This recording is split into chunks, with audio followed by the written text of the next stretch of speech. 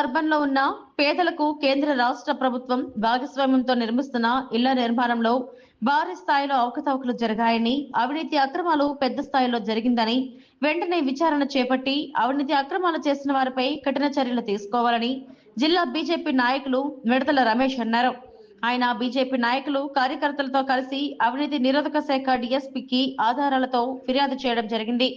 ఈ సమావేశంలో బీజేపీ నాయకులు కార్యకర్తలు పాల్గొన్నారు. పేదలందరికీ ఇళ్ల నిర్మాణంలో నెల్లూరు అర్బన్లో ఉన్న హౌసింగ్ మాయాజాలం, మోడీ సర్కార్ యొక్క నిధుల దుర్వినియోగంపై ఈరోజు అవినీతి నిరోధక శాఖకు మేము ఫిర్యాదు చేయడం జరిగింది.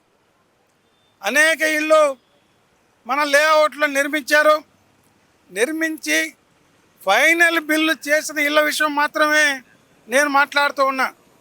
ఫైనల్ బిల్లు చేసిన ఇళ్ళకి ద్వారబంధ్రాలు, డోర్సు, 4 కిటికీలు, 19 రకాల ఎలక్ట్రిఫికేషన్ సామాన్లు, శానిటరీ అండ్ పైప్స్ ఇవన్నీ కలిపి 32,500 రూపాయలు విలువ చేసే మెటీరియల్ లబ్ధిదారుడికి ఇచ్చినట్టుగా ఆ యొక్క నిర్మాణం చేసిన పెద్ద మేస్త్రులకు అకౌంట్లో నుంచి డబ్బులు గవర్నమెంట్ కట్ చేసుకోవడం జరిగింది. వాస్తవానికి ఏ మెటీరియల్ ఏ ఒక్క లబ్ధిదారుడికి కూడా ఈ రోజు వరకు ఇవ్వలేదు.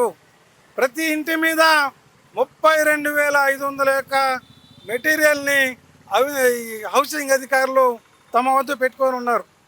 ఈ యొక్క కాలనీలో మాత్రమే ఇల్లు నిర్మించాల్సి ఉంటే బయట సొంత స్థలాల్లో ఉండే వాళ్ళకి, ఖాళీ స్థలాలు ఉండే వాళ్ళకి థర్డ్ ఆప్షన్ అనేది వర్తించదు హౌసింగ్ నిబంధనల ప్రకారం. వీళ్ళు ఎమ్మెల్యేలు చెప్పారు, మంత్రులు చెప్పారని చెప్పి హౌసింగ్ లేఅవుట్లో కాని వాళ్లకు జియో ట్యాగింగ్లో కూడా మాయ చేసి వాళ్ళకి అర్బన్ ప్రాంతంలో ప్రాథమికంగా 57 గృహాలు చట్ట వ్యతిరేకంగా నిర్మించి అవినీతికి పాల్పడ్డారు. ఈ విషయం మీద మేము ఫిర్యాదు చేయడం జరిగింది. ప్రత్యేకించి 1 సంవత్సరం 2 సంవత్సరాల క్రితం హౌసింగ్ ఉన్నత స్థాయి విజిలెన్స్ అధికారులు వచ్చి ఒక వ్యక్తి మీద 1,59,00,000 దుర్వినియోగం జరిగినట్లు గుర్తించి షోకాస్ నోటీస్ ఇచ్చిపోయారు. అయితే హెడ్ ఆఫీస్లో ఉన్న అధికారులు, ఈ అధికారులు అందరూ కలిసి 1 ఇయర్ టైం ఇచ్చి 1 ఇయర్ లోపల నీకు చేతనైతే నీ అవినీతిని రూపు మాపుకోమని చెప్పారు.